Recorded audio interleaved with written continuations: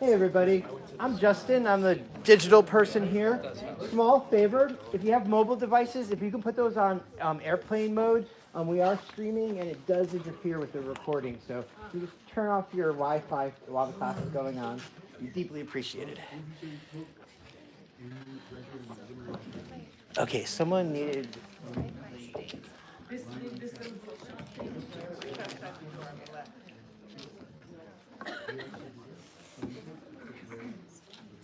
I brought your Oh, you can move it here.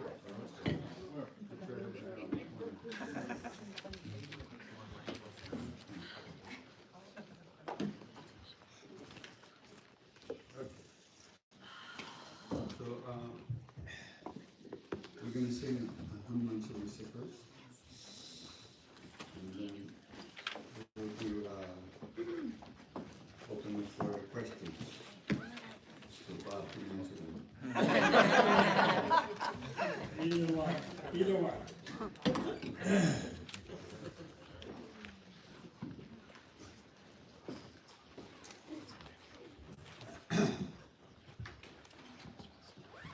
So, as you know, Hanuman Chalisa is to Hanuman. A Chalisa is a hymn of 40 verses. Chalis means in Hindi is 40. And there's chalisas to any number of beings.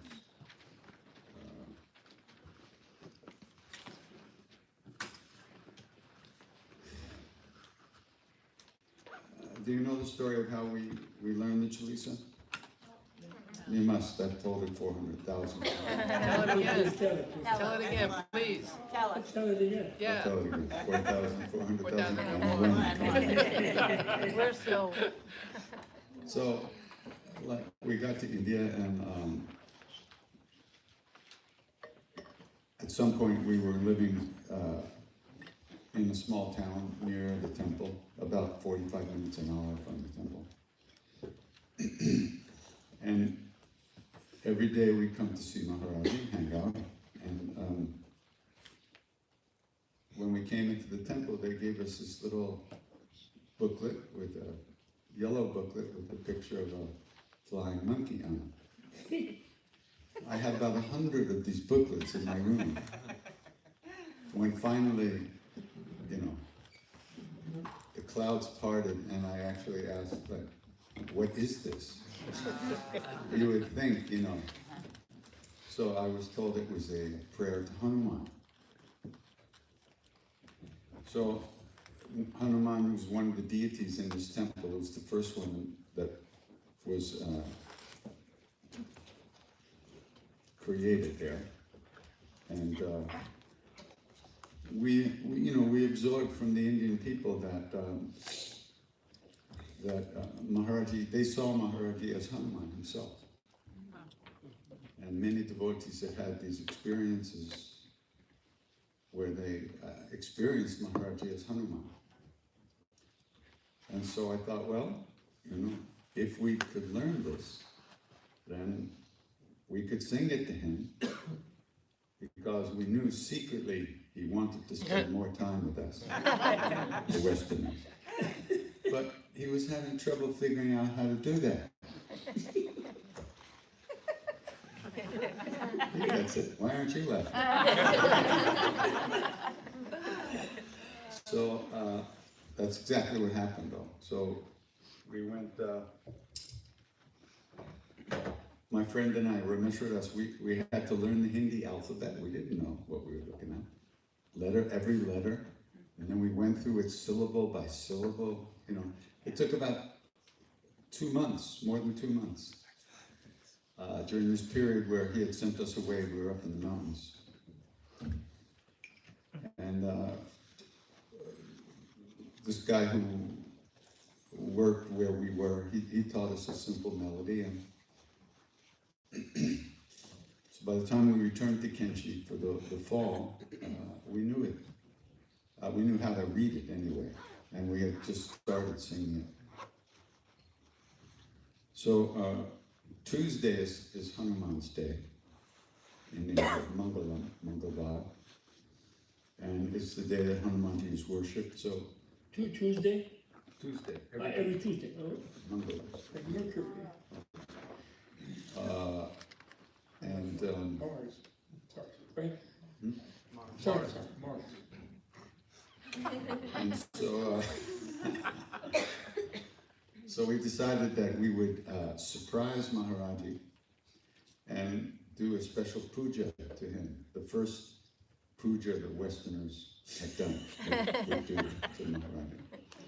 So we had all these plates ordered and special food and 80 pounds of laddus, which is Hanuman's favorite sweet. And they were all going to be delivered to the temple on Tuesday. So on Monday, we're hanging around outside waiting for him to come out. And he walked like a 2 or 3 year old. He just like bashed through the doors, And he sits down and said, Hanuman Chalisa, sing it now.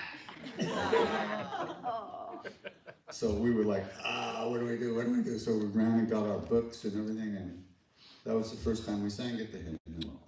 From that point on, whenever the Indians were giving him too much grief about one thing or another, he'd call all the Westerners, and we'd jump over the Indians and sit there and stand there and sing. And they, in India, they have a thing about airspace, right? They don't, if you're sitting, they won't walk over you, they have to walk around you. But there were so many of us, so tightly packed that they couldn't get around us to Maharaji. So he would let us keep saying, oh, sing that, now sing this, and they would be like dying back there. It was his joke, It was great. So on one level, yeah, it's a prayer to Hanuman, and it describes different things that Hanuman did and how he's seen and visualized. But for us, it's much more, because it was a way that Maharaji provided for us to flow into him, into his being, through this prayer. And he would always ask us to sing it over and over again. So that's how it came to be so important to us in our practice.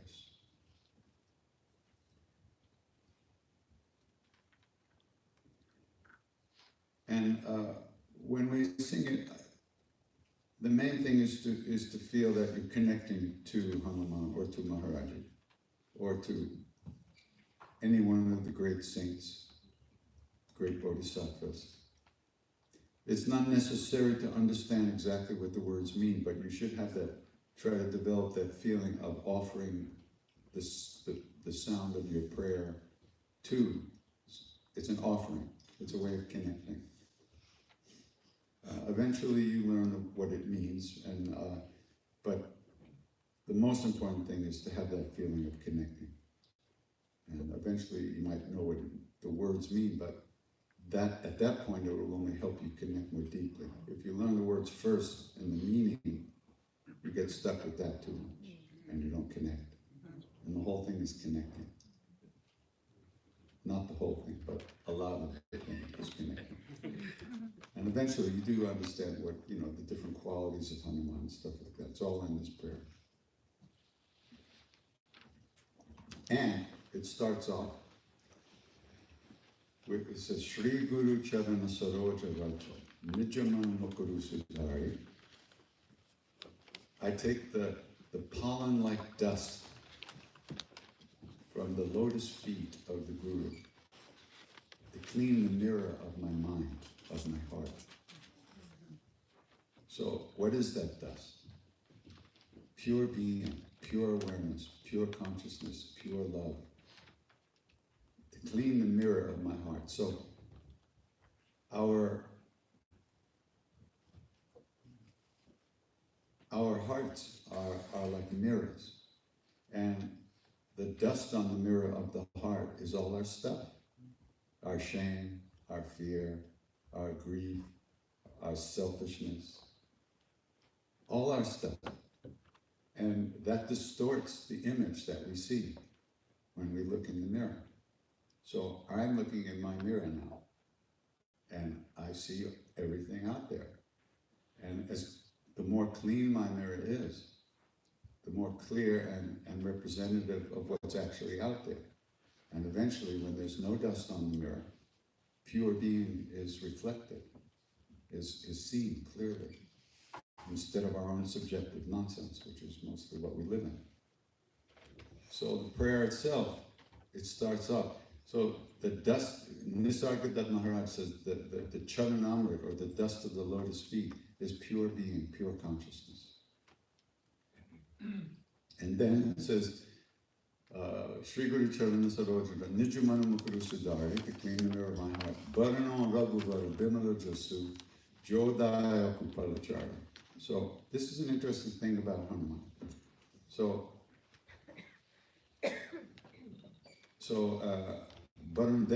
now that I've taken the dust of the lotus feet, I begin to sing the praise and the songs of praise, which bring the four fruits of life, which are The what? the four fruits of life. 4 fruits of life? Yeah, Artha, Karma, Artha, Dharma, and Moksha. right, the four fruits of life. Money to get stuff, the desires you have getting fulfilled. Pleasure. Pleasure, desire, Pleasure, karma. yeah, karma, yeah. Pleasure. And then the last one is moksha. So the thing about Hanuman is what's different from many lineages is that, and there's a shloka in Sanskrit which I don't remember, but I remember what it means. And it says, not only does Hanuman bestow moksha, liberation, but he makes it possible for us to satisfy the desires that we have, that we need to satisfy, that we need to get before we can move on. So it's not a renunciate path, it's very much a path in the world, and to live in the world in a good way. And so it deals with reality. In other words, it doesn't pretend that we don't have desires or that they're bad or anything like that. It says, no, it gives you the strength to get the things you need, get the things you want, so you can move on. It's like you're hungry, you have to eat something. It's that simple.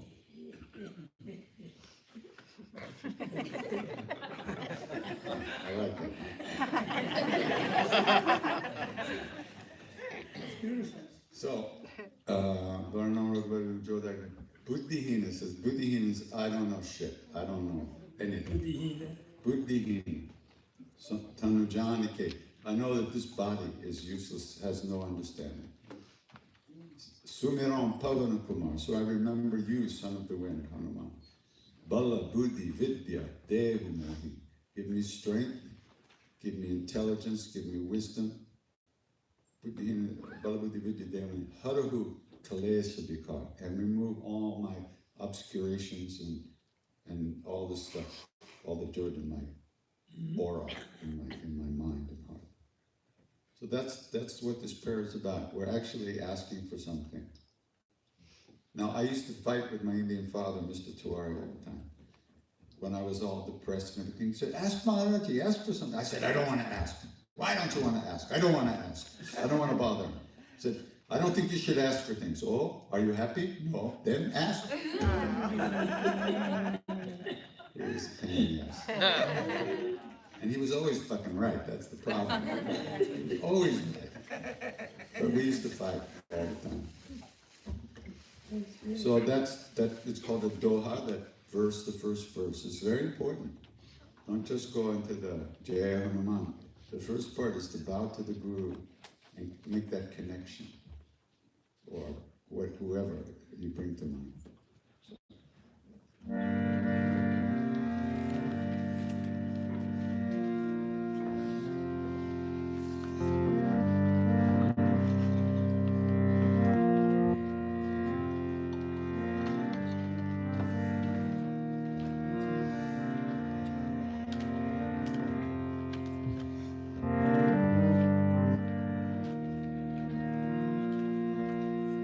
Guru Charana Sarojaraja Nijamana Makuru Sudar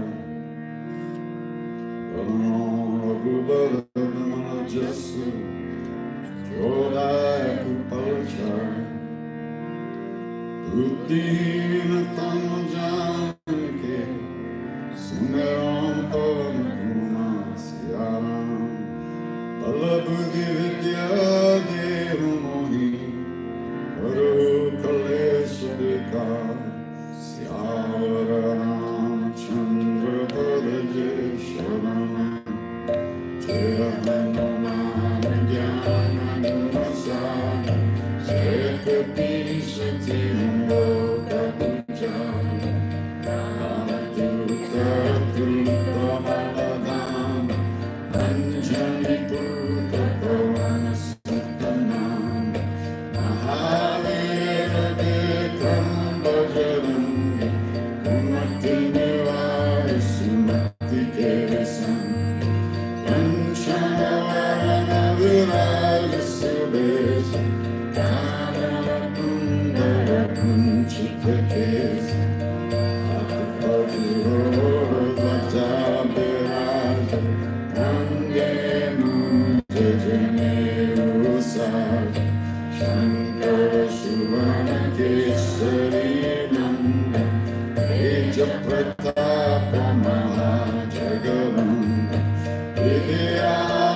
Vidyanamuni Ati Chatur Ramakaji Karive Koata Prabhu Charindu Sunive Korasiya Rama Lakshmana Sita Manabasiya Sukshma Rupa Dharisiya Hindikala Vikata Rupa Dharavan Vichara Nina Rupa Dhari Asura Samhara Ramachandra Kekada Samvara Vasa Jivana Lakana Jivaya Shri Raghuvira Shira Raya Raghupati Kini Mota Paraya Tumama Priya Bhavatai Samavaya Sarvasubhavam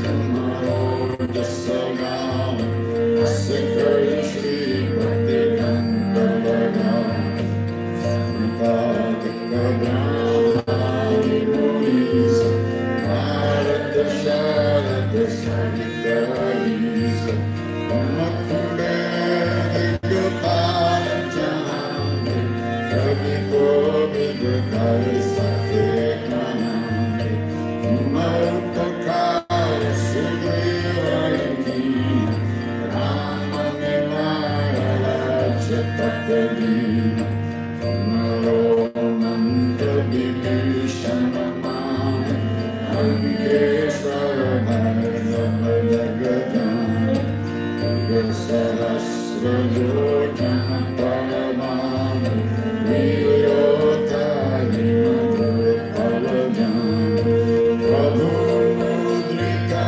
Menukamayi Chaladilangi Gaya Chirajanani Urdamakaja Jagata Kejita Sunamanuga Kamarete Ramadulare Kumarakawari Rottamaya Vinupezari Sabasipalare Tumari Sharan Tumara Chakakaram Kovarana Apana Teja Samaro Api Nimolo Kahanga Kindanga Uttaki Sashani Katanahiravi Mahavira Jaganama Sunama Nasero Gare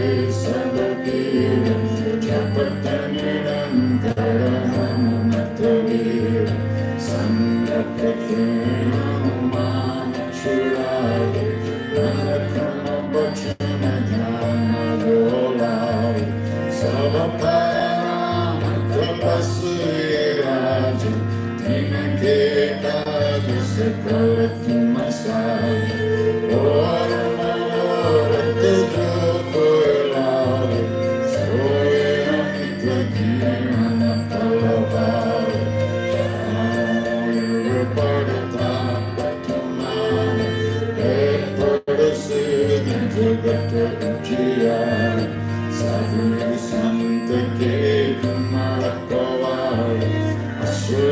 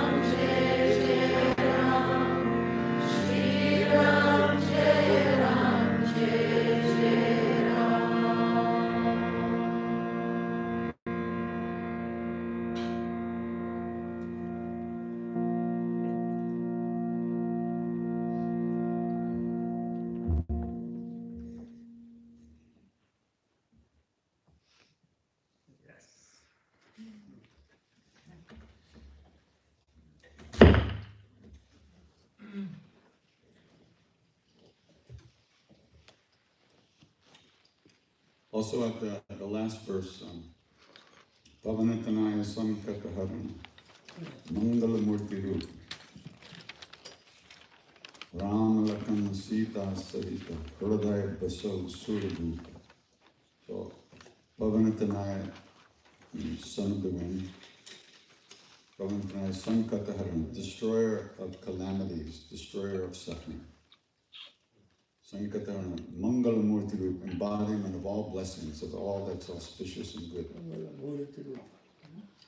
Mangalamurti Rup, Ram Lakana Sita Satya. So, further episode. So move into my heart. Make your camp in my heart with Ram, Lakshman, his brother, and Sita. Move it. Just move into my heart. Sura Take over. Bhuta. That's the last thing that you pray at the end.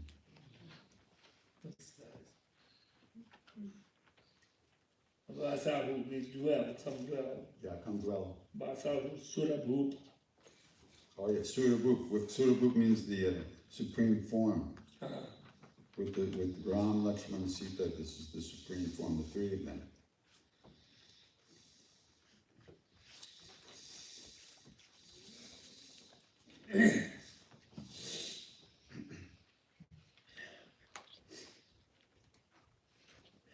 If you want to learn more about Hanuman, about the Ramayana, a very good friend of mine, Robert Svoboda, has on his website a 4-part video where he discusses the whole story of the Ramayana and the inner meaning of things, and it's phenomenal. You'll have to watch it 100 times just to understand it once. It's extraordinary. That's amazing. One of the things he says about, he says, so why was Ram limited in what he could do? In other words, he had to act like a human being. His form was to be the... It's because his Shakti was outside of himself. Whereas Krishna embodied both Shiva and Shakti within himself. So he was completely wild, completely free. But Ram had some limitations on his manifestation. I see. It's really, I mean, he's extraordinary. Really? This is great stuff. Ram Svoboda. Robert Svoboda. Okay. Yeah. Oh, that's great. Does he live in India? Huh? He was with the Agori class or something? Yeah. His guru was in a glory about it. He's in Agori Baba himself. Where is he? Yeah, he does some pretty far out stuff. What? Yeah, he's pretty a glory himself. So he lives in India all the time? No, he travels around. He's everywhere. But he lived in India a long time, and he was the first Westerner to become an Ayurvedic doctor in the local language. In Marathi, he graduated from an Ayurvedic school in Pune. But he studied in Marathi, not in English. Languages come from there. And he's a Vedic astrologer and everything, all that stuff. Right. Yeah. And a real practitioner. Russian name is Svoboda. Svoboda is a Russian name. I think. Could be. Yeah, but he's from Texas.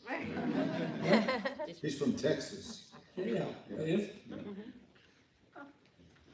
That was Russian as the Pope. The Russian has a lot of Sanskrit words. It's like Svoboda is practically Yeah, sort of that. He's extraordinary, really wonderful. good. He was I with never got us. to know him. I He was- never met him. Oh, we'll somehow we'll get together. He was with us at the last retreat in Menla. He came. Oh, he's coming to next retreat? No, last time he came. Maybe he'll be coming sometime.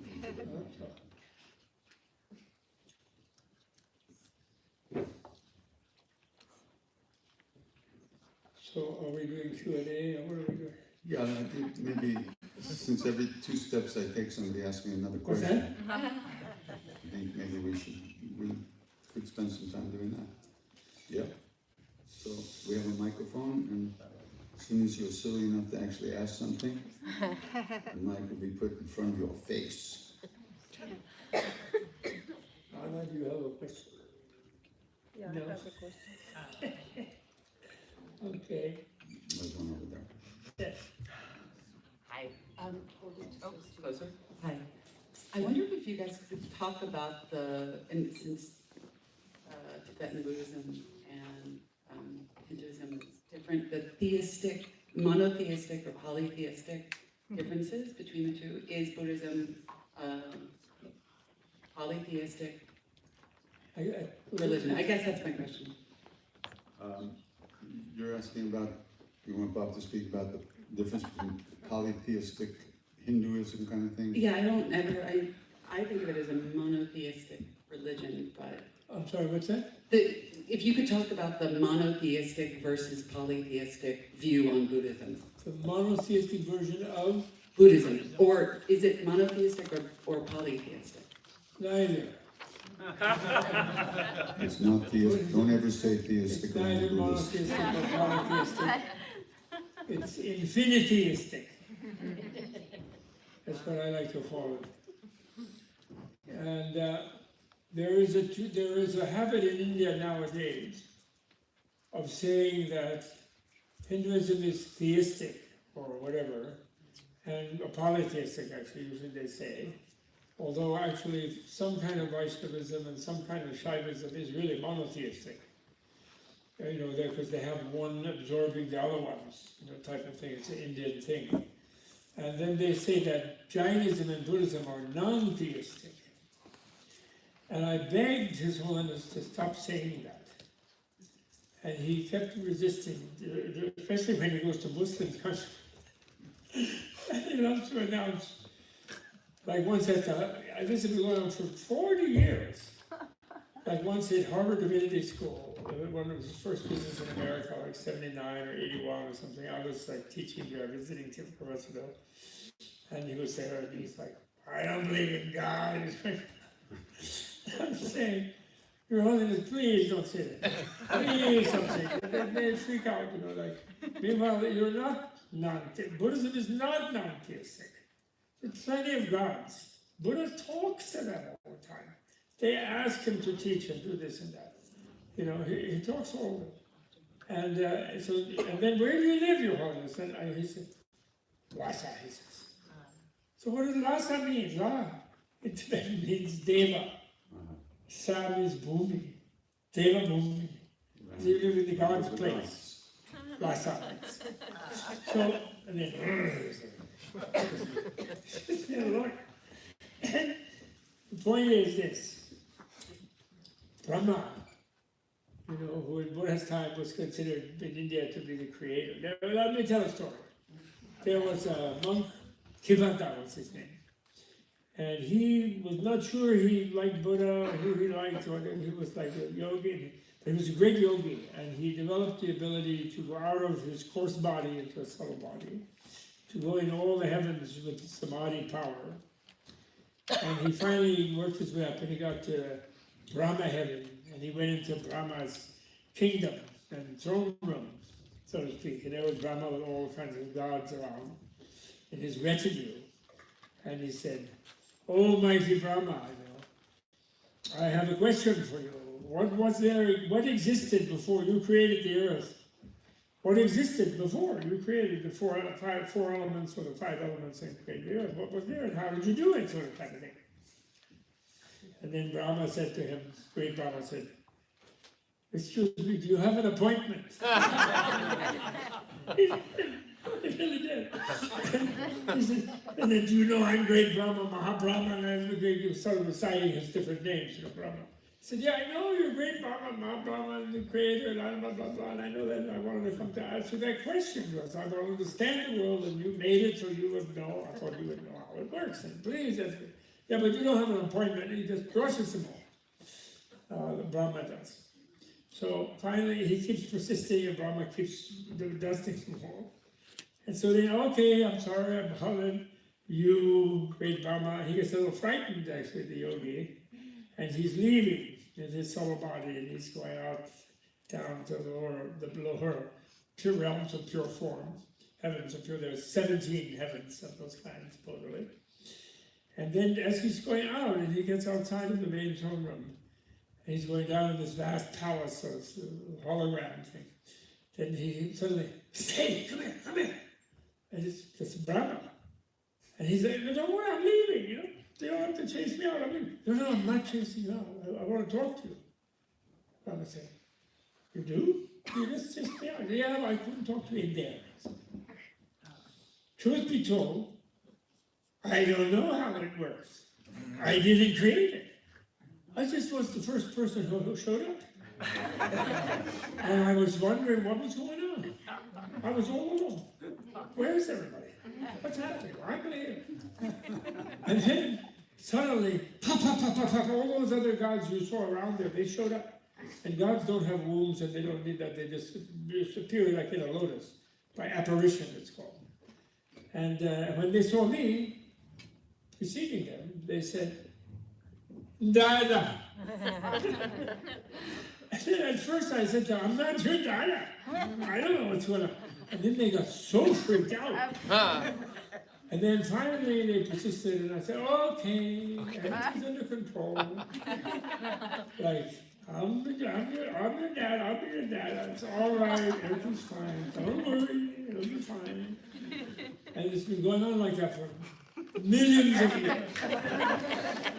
So when you came and asked me in front of them if I had said, I don't know, I can't speak untruth to a true seeker, to a shramana, a vacationer seeker. I couldn't say an untruth.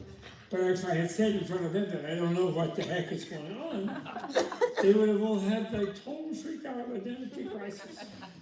And we don't have enough shrinks here in heaven. So I'm telling you, you go ask that question to that guy, Buddha, Shakyamuni down there, and he'll give you a proper answer. And then tell him, I have a request for him. Well, okay, he says, who asked him, what's your request? He said, well, I want you to tell human beings that I do my very best for them, and I'm really magical, and I really can do a lot. And I like to help them, and I love them, and I'm really very generous and amazing.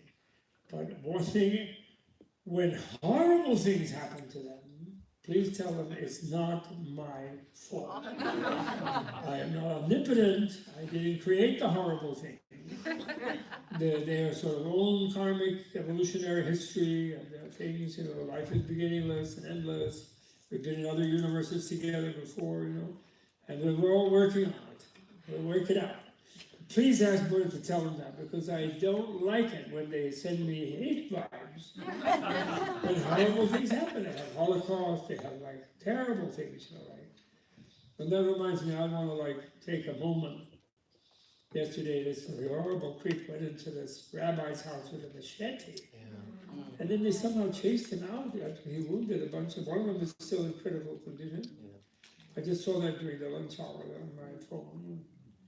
And then they had to catch him, then they didn't destroy him, he ran into a synagogue next door, he was trying to go and harm some more people, and then the cops caught him. I think really so stupid and sad and sick.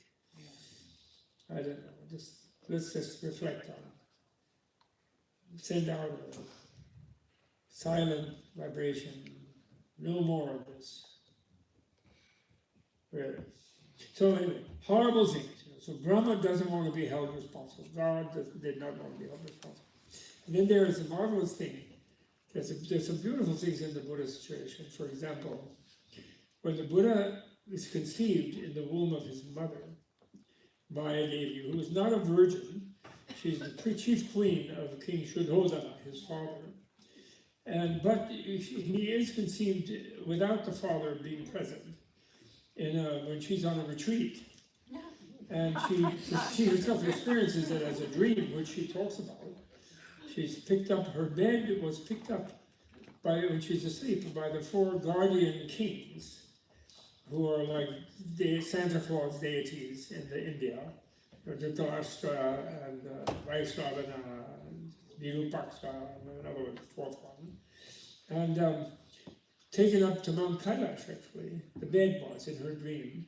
And then this sort of rocket ship, like the Superman movie, when Superman comes in this little sort of crustacean spaceship, where Jor-El, etc., send them to the Krypton, if you remember that in the movie, remember that? So she sees this thing coming toward her, spiraling down, and then she perceives it in the form of a useless thing. What's something in our culture that's a useless thing? A white elephant with 6 tusks. She perceives that coming toward her, which just merges with her body. And then she knows that he's there in her womb. And why did I launch into that? Actually, I got into this. So what was I talking about? I completely lost. Buddha being born. Yeah, God being the creator. Oh yeah, Brahma, I'm sorry. At that time, Brahma knows that happened. And then there's this flower called the Udumbara flower, which only grows, only blossoms when a Buddha is conceived on a humanoid planet, and its roots are in hell, and its blossom is in the Brahma heaven. And then Brahma goes there, and he creates some kind of, because in that heaven, the jewelry, there's no sort of hard jewels like we have diamond, but they have like jewel plasma. And the gods can shape anything they want out of it. It's just like plasma. So he had diamond plasma. He created a diamond plasma vessel, and he goes to that blossom, and he takes out the elixir from that. It automatically comes into this vessel, and he puts a stopper on it. They don't specify. And then he brings that down, and then he gives that to the newly conceived Buddha, who's not a fetus or like a zygote. He's already a formed child. He sits there. And then there is a text, there's a sutra called the Buddha Garland Sutra, Avatamsaka Sutra, where Maya Devi, the mother, she describes what she felt like when she was carrying the Buddha in her womb. And poor thing, it's like her womb is as big as the universe, and it's like Grand Central Station. Because she's already teaching beings. She sits in this little pagoda in there, this little like a 3-year-old child. And then he's like in there like teaching, and then these little gods are coming and bodhisattvas, and they describe themselves. And she's lying there, but she's feeling really good. She feels really good. She's okay.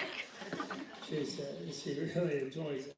It's quite enjoyable pregnancy. Apparently. And she tells in her own words what it's like. India is like that, the mother of the high being tells what it meant, what it felt like. Like Mother Mary, we never get to hear.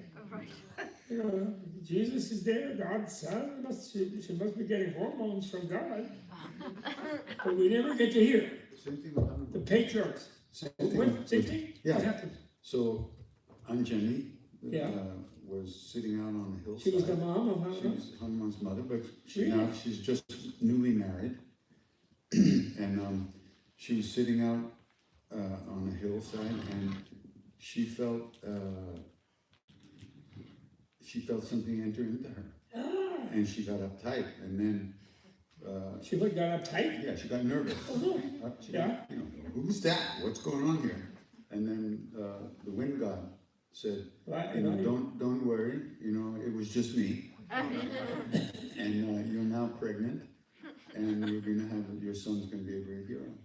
And, Really? yeah. So Hanuman is not Kesari is the monkey father. Yeah. But Pavana Sutta, Hanuman is the son of the wind. And more than that, it was Shiva himself who sent his Shakti through the wind god to Anjali. Oh, good. Yeah, so actually Hanuman is a form of Shiva. Oh. Okay. Very definitely. Rudra. The 11th Rudra is a monkey face. Is a monkey face. So Shiva there is working with Rama, with Vishnu. Yeah.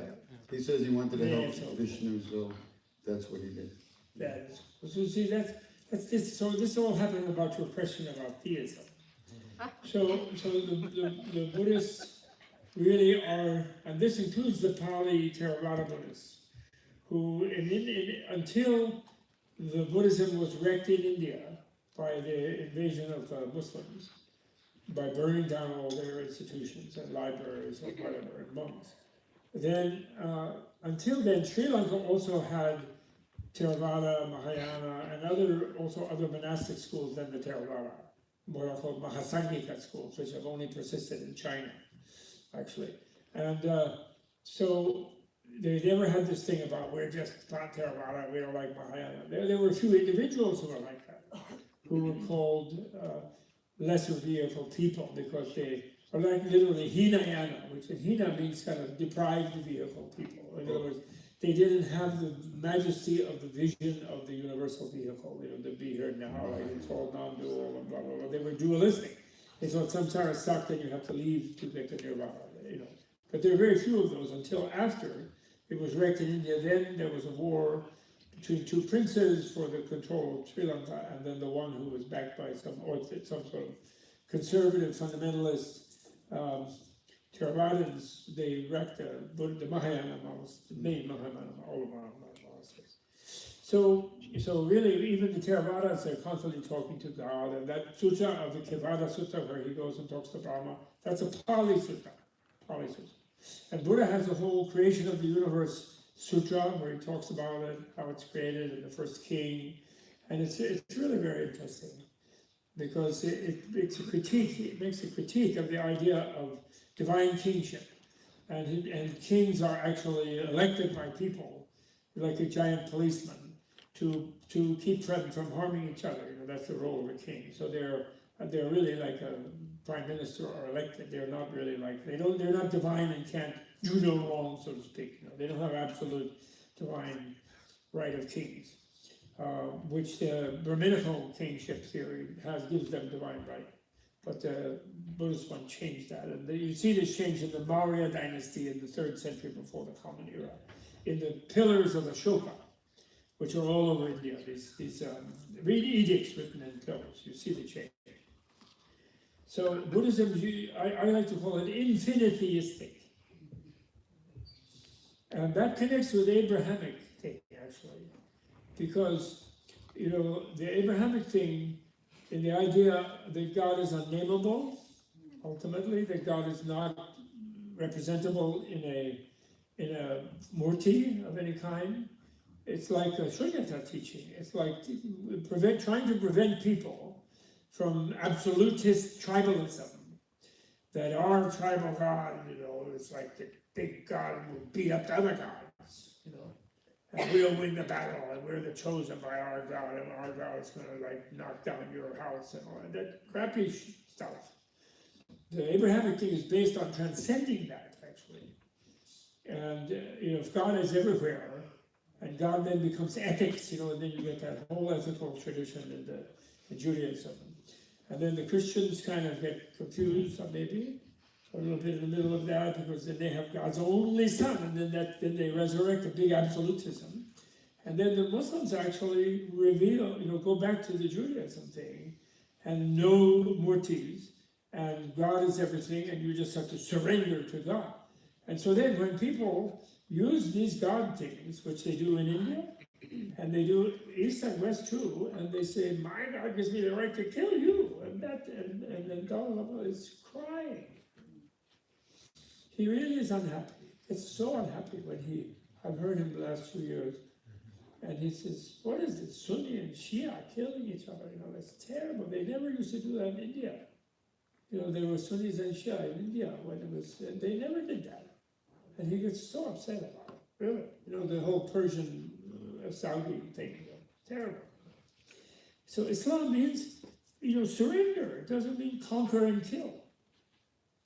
And it's really reviving. There's really no reason, other than political demagogues using religion in the wrong way, that Islam and Judaism should not be best neighbors. And really, because in a way, Islam is reviving the original transcendentalist Judaic Abrahamic thing.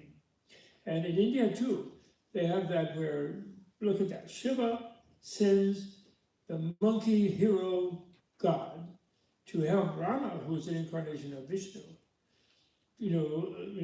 get his wife back from the demons, get his Shakti back from the demons, right? But then there are some Shaivites who are ready to go to war with the Vaishnavites, but not too much, because they kind of get along. But they did have actually wars. Shaivite kings would have wars with Jains in South India, for example.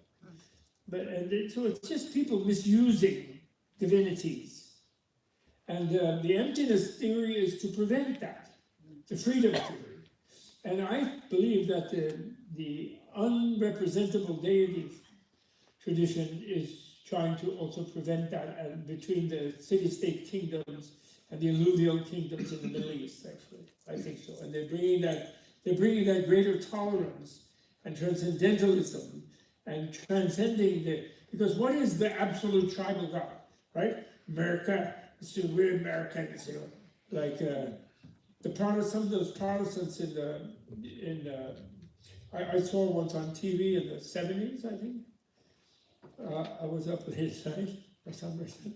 I was a graduate student at that time at Cambridge, and I was up late at night, and I was looking at the channel. I'd been studying something for an exam or something, I think, And then I saw Oral Roberts in a big stadium in Texas, and he came out on a white horse, and they came out on this, and then he gave his big sermon, and then his sermon, the Catholics had proclaimed rather sweetly under one of the nicer popes before, that they didn't like their workers making nuclear weapons in Amarillo, Texas, where they assemble atom bombs at that time.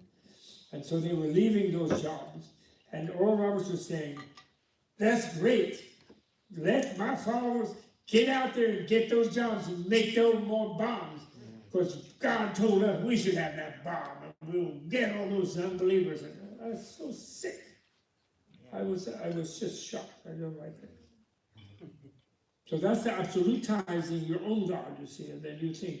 And what that is a projection of your own sense of separate self. And you think it's sort of immune from consequence and immune from connectedness. And this, Nina, I don't know, we were talking about connection earlier this afternoon. And this sense of that what I really am is something that's disconnected from everything else. That is actually the real reason why the human beings at this moment are not turning off the coal-fired power plants and the automobiles and the oil industries and this and that. And they're wrecking they're fouling the nest of life, of this exquisite, ecological, genius, brilliant, enlightened planet, this Buddhaverse, where we and the plants are in love with each other. We breathe, and they give us, and they take the carbon, and they give us back the oxygen. It's all perfect place for us to become enlightened, free, and make all other beings heal them and be happy. And we're wrecking it because we think we're disconnected. So then we project that there's a disconnected God that can give us the right. We can't find it, and so when you look for the disconnected, you can't find any disconnected thing. So you can have moments of being unconscious where you feel disconnected because you go lose consciousness, pass out. But you always come back. It's very annoying. You know, imagine we could sleep forever and then no bullshit, no red, no nothing. You don't have to worry about anything. We don't need gods or anybody. Just obliterate everything, but can't.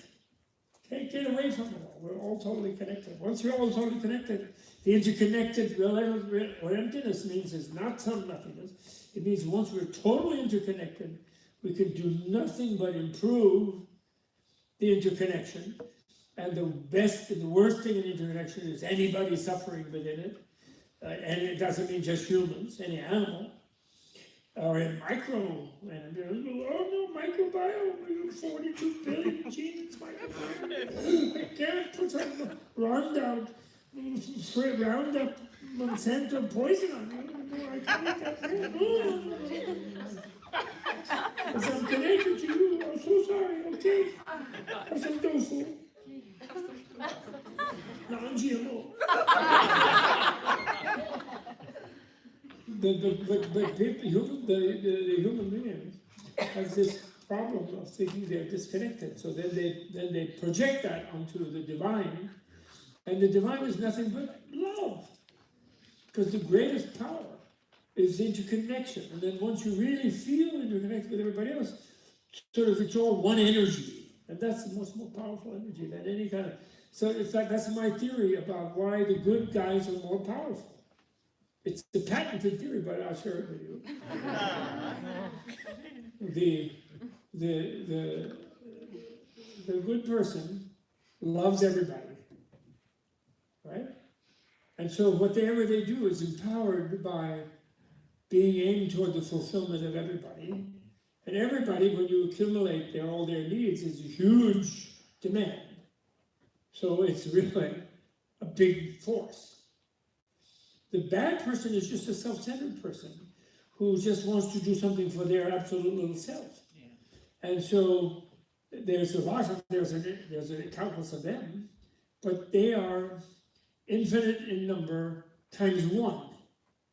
Whereas the good person is infinite in number times infinity. You know, like squared, triple, but it's infinite to the infinite. So it's much more powerful. And don't ever think the bad guys are more powerful. They're absolutely not. That is one of the troubles of Christians. They tend to, because the Roman emperor, people don't know this, I didn't learn this till I was 60 years old. There's a great book that explains it called Constantine's Sword, the Church and the Jews, written by James Carroll, with 2 R's and 2 L's, an ex-Jesuit who was a great writer. And Constantine, the early Christians never worshipped the crucifix. They were happy about the resurrection, rather. The crucifix was a Roman electric chair. Of course, it's making it as painful as possible, none of this like quick zapping. And Constantine made that the big symbol on purpose, because subliminal messages, Caesar is a bit more powerful. And this is a great guy. He was really nice. I know he rose up and he went off to India. He went to Kanchi afterwards. But he didn't help you guys, and we're still in charge of you, and we still dominate your kingdom. And so render unto Caesar. You know? In other words, it put out that message, the weakness of goodness that has afflicted that tradition from the 4th century. Not from Jesus' time, from the 4th century. Okay? I'm sorry, I what's too long an answer, but that's fine. Okay, I apologize. Other questions?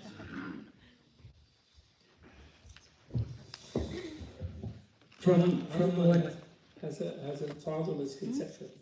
That makes him a mythological terms, the mythological people, the mytho. That makes him a revolutionary against the patriarchy. Any hero who was born without the father's seed, just with the mother, then their action is always revolutionary against the patriarchy. It's like there's some Greek heroes like that too. Okay, I'm sorry. Yes. By what you were saying, I have the feeling that most of atheists come from Christianity, from Catholicism. Most of what? Atheists. Atheists? Yes. I don't know much Muslims that have left their religion or Judeo-Christian. No, I think it's more, and I don't know if it's precisely because of that disconnection, because Christianity has done some terrible things along the history. I was brought up in that religion, but I never felt connection to it. You were in what religion? Christianity? Well, yes, because in my country it was like when you were born and you were baptized and things like this, no? But I never felt the connection with it. But do people from Tibet become also atheists? Does that exist? Well, not lately, but there could be a few in the future. But basically not, no. But the point is, some monotheists might think they were atheists, and that's why, for example, they say Buddhism is non-theistic, like Jainism, because if you don't believe in the creator, then you're an atheist. But they believe in gods, but the gods are really powerful relative beings. But they're like divine, they definitely believe they are super powerful divinities. But none of them is omnipotent, is the key thing. No one controls everything, and no one can be blamed for everything, if you follow me. Yes, So it's a special, that's why I call it infinityism. Because the divine energy is the love energy, but no one monopolizes that. You have love, I have love, everyone has love. Love is linked and hooks together, links to, makes life, it's what life, it makes life. And there's no one who owns it all. And especially the insane idea that there's someone outside of it who's not connected to it, it's just so fantastically and is absolute, which means, absolute is the opposite of relative. So if an absolute thing creates a relative thing, they've related to it. It's insane to say that the absolute stays absolute and creates a relative. It's just completely incoherent expression. But it's a kind of expression that lends itself to an incoherent life, where you somehow can retreat to being disconnected and kill someone or take their stuff or whatever you want. You're just not you're not connected to them. You follow? And this is the key problem. And I'm not sure, I wouldn't know, maybe there's you could do a account. I wouldn't blame any one of either Western or Eastern or anything about atheism. What I would say, unfortunately, that even in Buddha's time, there was, quote, atheists in India. They were called Charvakas. It was a certain school. They had their own rishi. And they were challenging the Vedist ritualists in their own way, and also the Buddhists, and also the Shaivas and Vaishnavas and anybody like that, because they believe that that the mind is an epiphenomenon of the brain, like the intoxicating element in beer or wine. You know, that intoxicating element makes you think that this juice is special, but it's just made by the Jews. So the brain just makes consciousness, and then when the brain is dead, you're finished. That's the end of it. And these people, this is the one thing that when it's 1,000 years later, when there was beginning to be a sort of sectarianism in India, to some extent, but always more tolerant than in the West, they all were against those nihilists. Because the key danger of the nihilists, they all said, was they don't fear consequence of evil actions in future life. And therefore they are unrestrained in their evil actions. Because they say whatever they can get away with in this life, they think they can do. Because finally, bang, it's all over, there's no consequence. And that's why we're wrecking the planet, because we're controlled by people who believe that. But then I have a I question wouldn't blame it on Christianity or Judaism. I think there are plenty of atheistic Jews, plenty of atheistic Christians, and there's a few atheistic Muslims even nowadays. And some Hindus, and you know, because they think it's modernity, you know, and it's science. So you say that some people, those people, think that this is it, so bam, and you die, and that's it. That's And right. so that's why they don't care. And that's after you've dropped 5 atom bombs on a bunch of people wearing kimonos and running around who had nothing to do with Pearl Harbor or anything, just some making tofu there or making noodles. You know? Okay, You so think you can just drop an atom bomb on them, and then there will be no consequence if you kill like 1 million people in half an hour. So on one side, there's a bunch of people who feel that way. And then there's a lot of people, for example, in this religion that believe that the bodyverse is perfect. That it's only perfection. It's only our imperfect eyes or way of perceiving that perceives it as something faulty. So if it's perfect the way it is, with those fracking and Trump and everything, no? Or what? No, they don't think it's perfect the way it is. Or yes, well, yes and no. How You can have to it say be yes and no perfectly about that. I mean, imperfect? I don't know actually what your question is. What's the question? So is it perfect? Yes and no. Yes, how do you say it? It's perfect. When it's convenient, it's perfect. and when No. It's perfect when you understand what it is. When you don't understand what it is for you, it's not perfect. But isn't it perfect that they still don't understand? No, That's what I'm no, trying to it's say. not. They No. will get it, because if No. we're going to come back millions No. of lives, If they're suffering, at it's some not point perfect. they will get If it. they're no? suffering, it's not perfect. No. No, For no. them. So that you can't ignore their suffering just because you think it's perfect. No. We Buddha won't. doesn't do that. We won't ignore it. We are not ignoring it. That's why we said. Well, if you have an idea that when you understand its perfection, you leave it, which is, for example, dualistic Buddhists think so. They go to nirvana and they would like to help everybody else be free of suffering, but they feel they have no ability to do so, and that the nirvana is elsewhere. So then they just leave. So they are ignoring the suffering of others, actually. As opposed to bodhisattva. And according to, and that would be fine, because at least they're not going to cause any harm once they're born. But the problem is there's no place to go. That's apart from it. It's a fake place. It's like you go to sleep and you're unconscious, and so you don't worry about the Republicans when you're asleep, unless you have a dream. But you wake up with them, and then they're CNN, and then Fox News is going on. And they're just enjoying wrecking the planet, continuing to wreck the planet. So the point is, everything interrelated, there's no leaving. There's no final leaving. But there is a way of seeing its perfection if you develop the wisdom to see it. But that wisdom, when it's real wisdom, it does not cancel compassion It and includes the love, other. which does not numb itself to other people not seeing it. But doesn't including the other implies tolerance with the other and understanding that Yes. where they are is where they are? No, yeah, but where they are is complicated.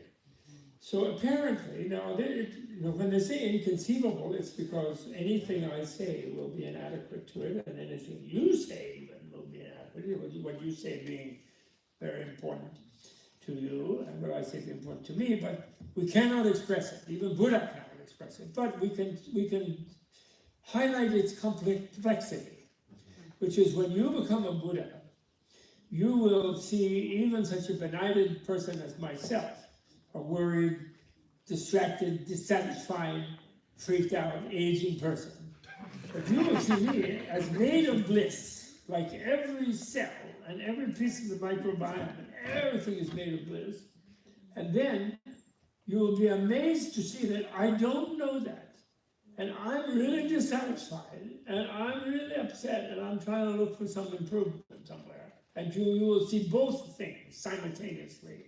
Just like when you look in a mirror, you'll see your face, you're putting on your eyebrow thing, or your liner, and you'll see that, and you will not think that someone else is putting on their thing through a window.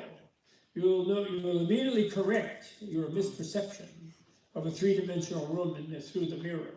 And you'll see it's just your own reflection, and you'll touch up something on your left eye on the right eye of the creature in the mirror. And you won't have to think that it's a mirror and left-right is reversed and I have to correct it. You don't have to think that. You'll know both things simultaneously.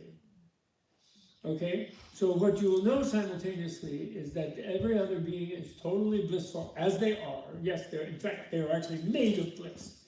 And everything about them is, and their world they're in is made of bliss. So you will not dent your own bliss in one tiny bit. But since you're one with them, their own failure to know their bliss will nag at you. And you magnify that by uncountless numbers of beings. And then you will be having great compassion, like they say. You will not ignore that complication. But in a way, it's how can you see one thing different simultaneously? How can you do that? Well, we do it in a mirror every day. And that's what a Buddha does, they say. But in a way, just saying that doesn't make it understandable. But on the other hand, they encourage you that you can experience that. And the mirror one is very encouraging because we do experience that. We have an amazingly sophisticated intelligence that can embrace paradox like that and see both things simultaneously. But what I'm delighted by myself, about that, my personal thing, is that in a way, when you look in the mirror and you don't think someone else is putting on makeup in the mirror when you're looking in through a window, but you know that's just reflecting yourself. When you do that, you are using conceptuality, inference, memory, and these things are, you're having a direct experience where there's sort of no separation between you and the experience. And at the same time, you're undergirding that experience by a whole complexity of your intelligence. And that's all operating, and you don't even have to think it through because it's just there. And so you have both things right there. So apparently when you're Buddha, you're living a lot of people because, there's this idea that thinking and trapping the world in our concepts is an obstacle. And that when you have what's called direct experience, you transcend any concept. You get lost in the experience. It takes you away rather than it's something you control with your ideas. So that leads to a way of teaching these sort of quote unquote mystical things, either Buddhist or Hindu, that the big object is to shatter your conceptualization process. And reason is useless, and you just have to be a mystic and fling yourself off into the absolute or something. That's a big theme if you think about it in the way that these things are taught. And that's wrong. You have to use your critical intelligence and reason to bring you to where you can have a direct experience of your own face in the mirror somehow. and your own faith in another person's faith, and your own bliss in being their bliss, and their suffering being your own suffering. But luckily, the bliss is stronger. So you can be of help. You can be competent to help them. You can't just smother their suffering in bliss, as you may have noticed. If you ever loved someone, and you really wanted them to get out of their suffering, and you did everything in your power to share a kind of inner bliss of your own, and somehow it was never enough. Have you noticed that? That can happen. But apparently when you become a Buddha, apparently you can do that. And then there are these emanations of these kind of enlightened beings, like Mr. Blanky, and then you can open a door. You can open a door for like thousands of people, and there are millions over centuries. You know, and they say that the Nirmanakaya, the body of emanation of a Buddha, is infinite. It manifests whatsoever is useful and liberating and healing to whomsoever. And so there's no limit to how it manifests. So everyone, that's a wonderful thing when you're a teacher. For example, when you're a teacher, there's a meditation that you meditate that all of the students are just manifestations of enlightened beings, and they're only asking you questions because you're so egotistical and dense as a teacher that you only learn something when you say it yourself.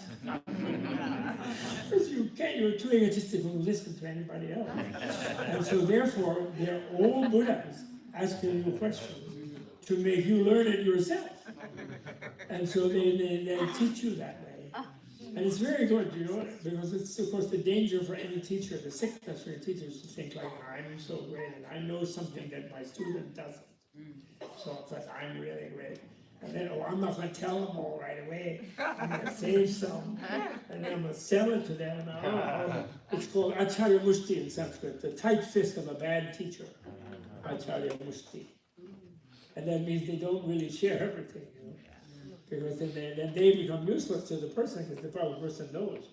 So it's a great meditation to meditate that all of your friends are already enlightened, and they're just helping you. That's really fun. Katie, when you finish your kirtan, you say something like, if we know the way is because of the generosity and compassion of those beings. We know the way. For Katie, when he finishes the kirtan, is it yours? Is it from a prayer? When did you started using it? I don't know when I started, but I did. Yeah, I wrote it. Oh, you wrote that? Yeah. Saying? The same, what I say at the end of the kirtan, which is, if we know anything about the path at all, it's only because of the great beings that have gone before us. Absolutely. And Absolutely. out of their love, out of their kindness, they left some footprints for us to follow. So, in the same way that they wish for us, we wish that all beings everywhere be happy, be safe, have enough food to eat, be healthy, and live in peace and at ease of heart. That's right. That's absolutely. He used to say that always when he would teach me something. He said, I'm not just teaching you. You have to, help other people. He would say that.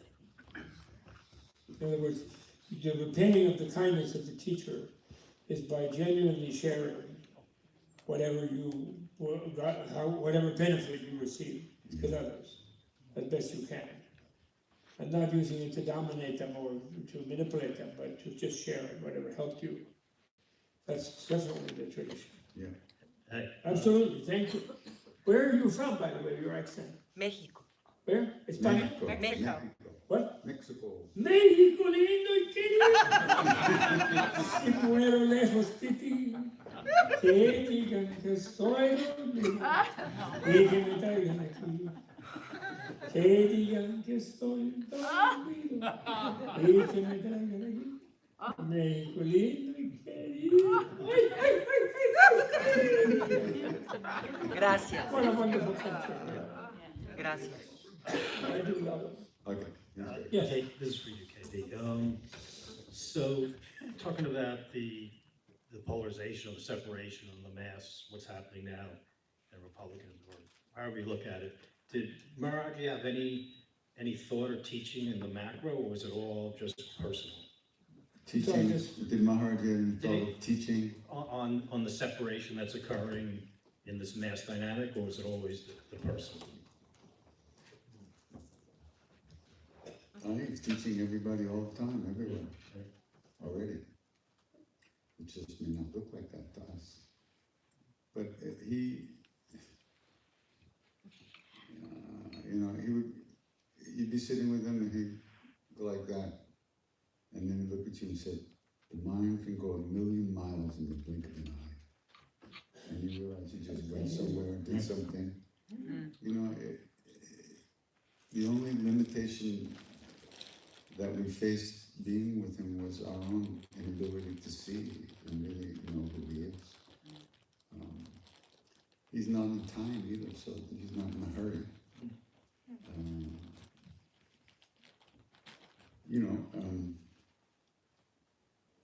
When you turn Ramdas on, pretty much all of us got the hit. So,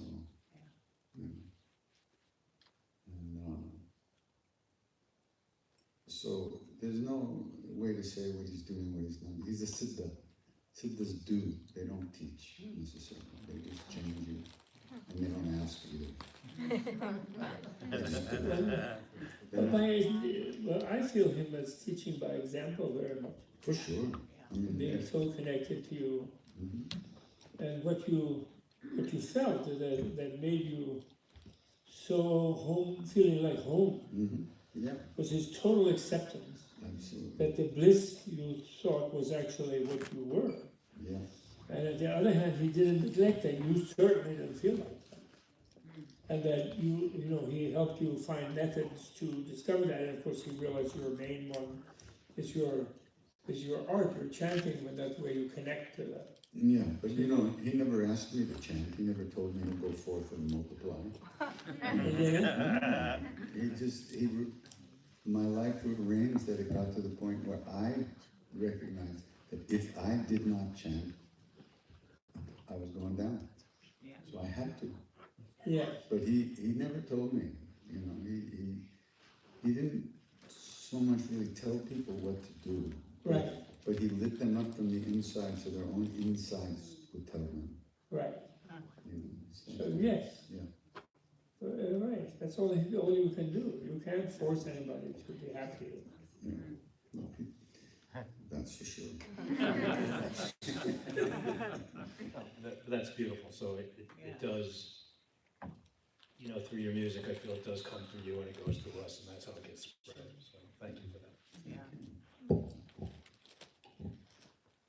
I'm wondering, why do you think 2020 is going to be better and that we're going to elect someone who's going to help the planet? Because you're going to do that. That's fine. You're going to do that. But I'm just one I'm going to do person. that. There just seems to be Well, so why many not? people out there Why still let filled things- with Why let separation. things slide along? Because, we don't like Hillary's cheekbones. She has like acorns in her cheeks or something. So I don't like Hillary. So, and she's not burning, so I'm not gonna vote. In other words, we've been pushed to the limit by the loonies. And it's just impossible to allow it to happen. And so you feel like that, and you feel determined about that, and hundreds of, millions of people will feel like that. So just do it. Why do you think not? Why not? Only some people, it's interesting. George Lucas once told me that he had a great hope during the Clinton administration, because apparently there was a time when airwaves were given out to all kinds of cable and different, like broadcasting sort of things in that time. And he went to Washington because he had a big thing about changing education. He has a foundation about education even now. And he wanted all different people who got airwaves from the Congress to commit to making so and so much there available for education and teaching, etc., as well as their own entertainment and their commercials and whatever. Do you know what I mean? So he went to Harlem, to DC, this was after he did Star Wars. It was the big, wealthy, like amazing George Lucas. Mm-hmm. And then he said, as he worked his way up in DC from sort of bureaucrats and Congress people and senators and finally even Clinton himself, that the higher up he went, the more powerless people felt they were to get to affect this kind of conditioning on the companies that were demanding to be given the airwaves. So that the higher they were in the structure of the thing, the more powerless they felt. So I think, why we have this horrible system at the moment is because the people who actually got the power to do something, which used to be the middle class people, for example, they all sucked, they didn't bother, it's just lesser. Like even Ralph Nader, who was a brilliant, wonderful man who was responsible for our seatbelts and whatever, But then later he runs for president, and then he cannot even face to this day that he influenced the Gore-Bush election, which was a major catastrophe for the planet. Yeah. The fact that Gore, the climate guy, didn't get in then. And he had hundreds of thousands of votes in Florida, for example. He still kept by saying they were equally bad, which was incredibly wrong and stupid. Yeah. And I once asked him, in Kingston here, we were both talking at some rally, I said, man, have you figured out, we went to Princeton, have you figured out the syllogism? Lesser of evils equals less evil. He's incapable of facing that. On and on. Or this terrible, there's a rattling off and some terrible things. It's all terrible. So there you go. So then Hitler was put in by some elites. The socialists boycotted the 1932 election because they wanted people to have a little fascism so then they'd all be socialists. 1932 to 1945 wrecked the entire situation. So we are not going to do that. You're not, I'm not, none of us are going to do that. We're not going to allow that, okay? And we're going to radiate that this is intolerable, this is not going to happen. We're going to radiate that out very powerfully. And and Maharaji, he has emanated. What is your name, December? What is your name? What's his name? Tom. Tom? He has emanated to remind us that help is at hand. But you really do, please get a blanket. I'm going to give you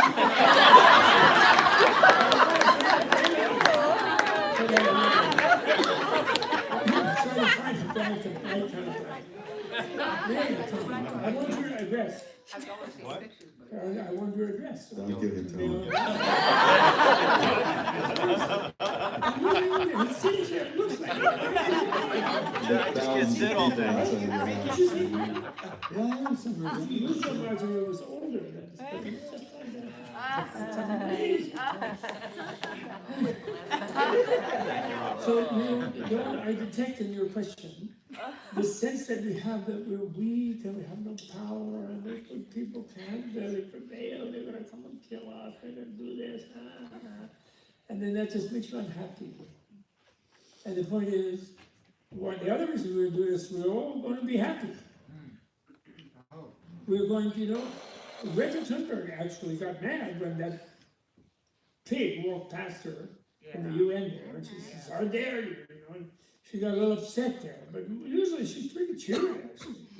She's in a little sailboat, and she lands, and then the guy on late night asked her what she thought of New York, and she said, well, it's kind of smelly, she said. So she said, when you're happy, you can get things done. And you can have you're competent, your competence increases, and you can influence people positively, and when you're positive.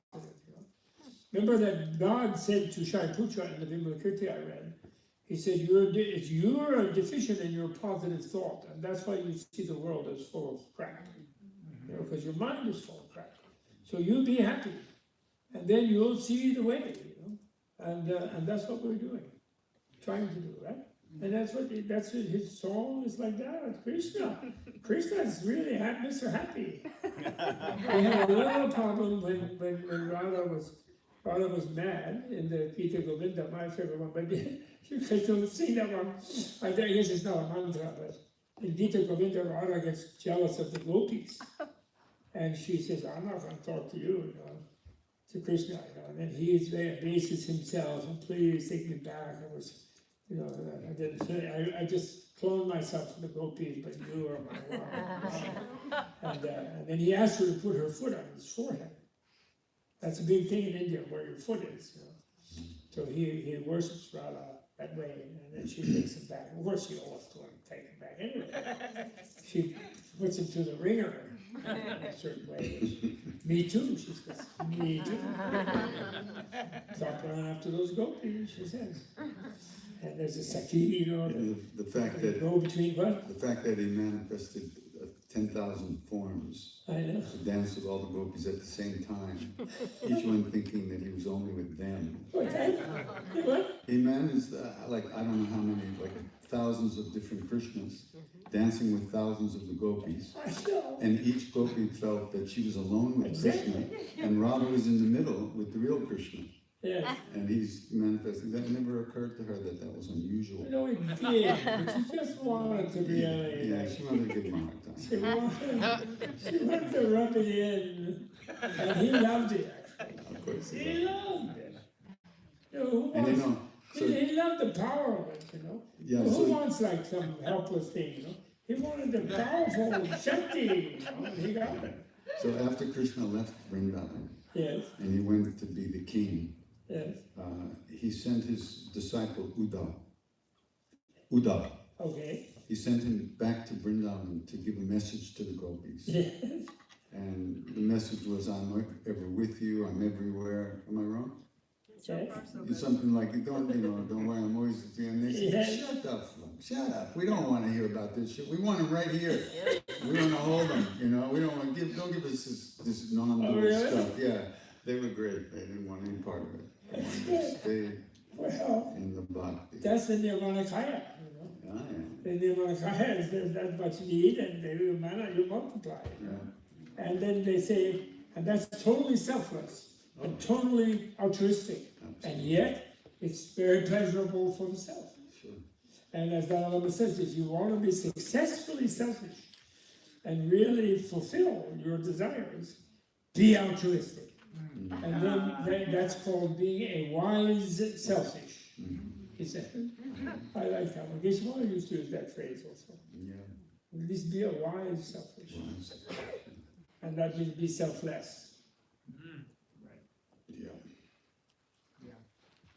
Okay, anything else? Anybody else? One question. Yes. Hi, Bob. So I've heard you speak about this concept using the word the uncreated, and I don't really understand it. Could you explain? The no creator? The uncreated. Oh, the uncreated, oh yes. Well, the thing is, what that relates to is that that's why nirvana is here already. And nirvana is the uncreated. The absolute is the uncreated.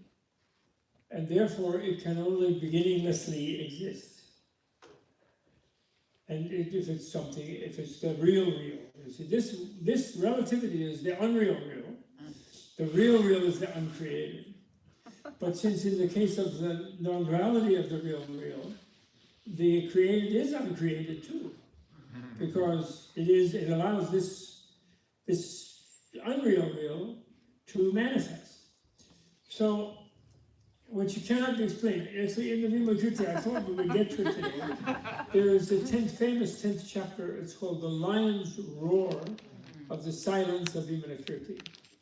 And what it is there are 32 bodhisattvas who give their version of non-duality. And the created, the uncreated, really they're all the same. And nirvana, samsara, for ultimately there's no difference.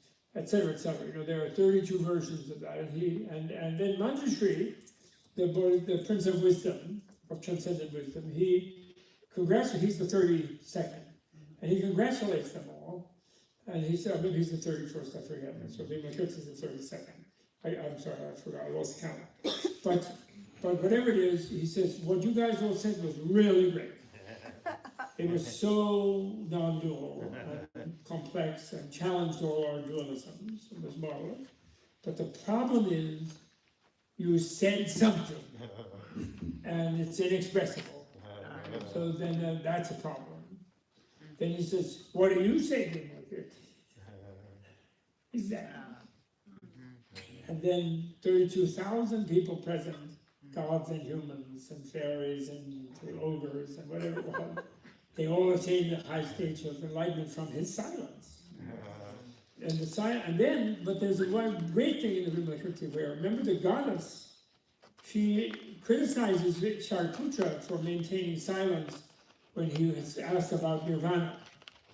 Remember? She says, now you should talk, because every syllable you express is nirvana. So don't try to point to nirvana by abandoning speech. Remember, she said that. And for 50 years, I gave students the question, what's the difference between the two silences? The Vimalakirti one and the Shariputra one. And then they wrote papers. You know, they tried. And what's the answer? Huh? No, not really. No, you can say something. Oh, yeah? Yeah. And the difference is, the Shariputra thought nirvana was a place that he had gotten to and would go back to later, because he was still a dualist. He thought it was not here. But he realized it was inexpressible because it was amazing. He got into an amazing thing of the uncreated, a beginningless uncreated, and then he came back, but just temporarily. Just some sort of momentum and be nice to other people, but he couldn't really deal much with it because he was going to go back there. So he was pointing to it, you see, by his silence. Vimalakirti, when he was silent, in that special context, where he was supposed to leave the authority with like the final word, he saw everybody as nirvana. His silence was, in a way, it's a critique of tattvam adi, you know, that thou art, in a way.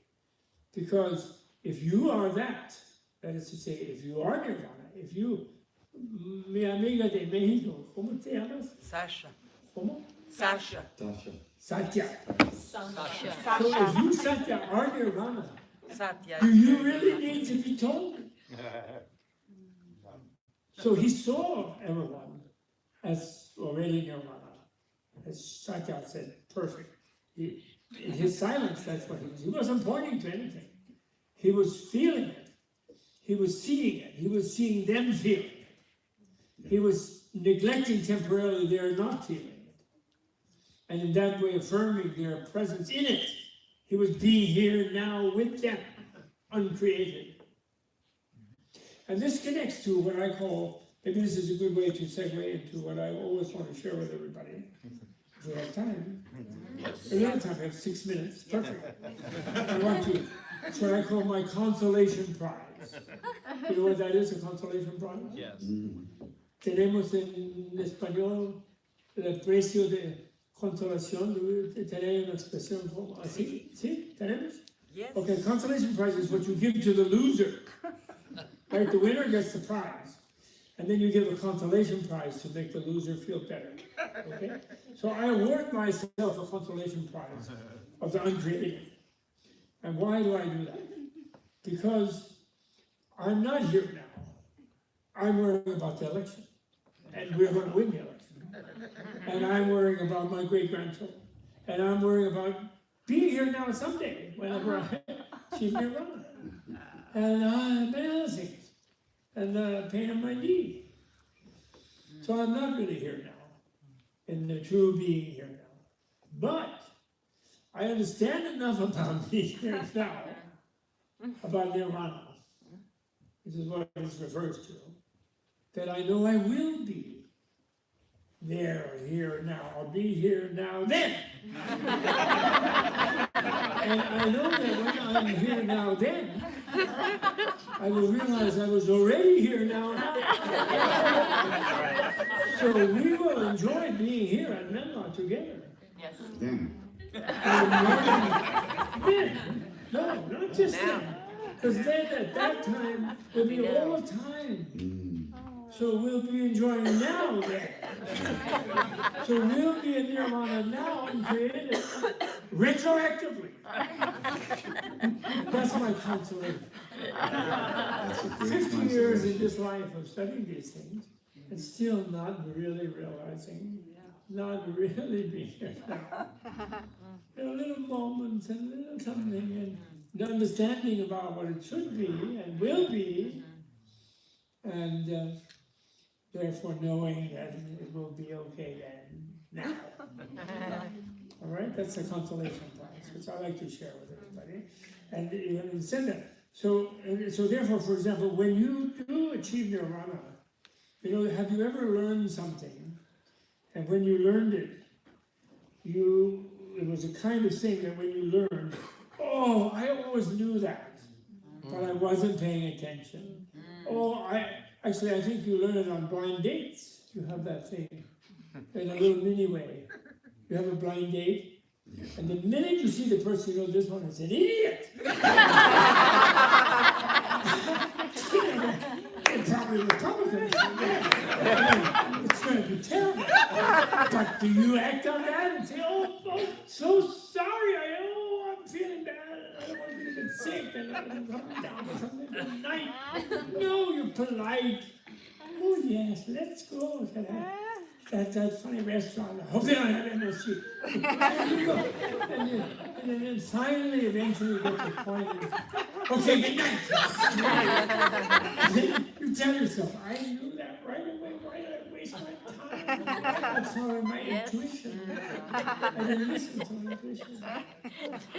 And then I always knew it. You knew it. So nirvana is going to be like that. Because it's uncreated, meaning it was always there. Once it's uncreated, it can't be destroyed. It's absolute. And it doesn't get in the way of this relative, actually. It frees the relative and it's on the spot, actually. But it takes us a long time to realize it. That's the problem. We need help and we need consolation. Okay? Yeah. And we need dinner. And thank you so much. Thank you. Just very quickly before we break, I just wanted to make two very quick announcements, well, three. One is the slush is going to freeze at some point, so we're trying to keep up with it, but please just exercise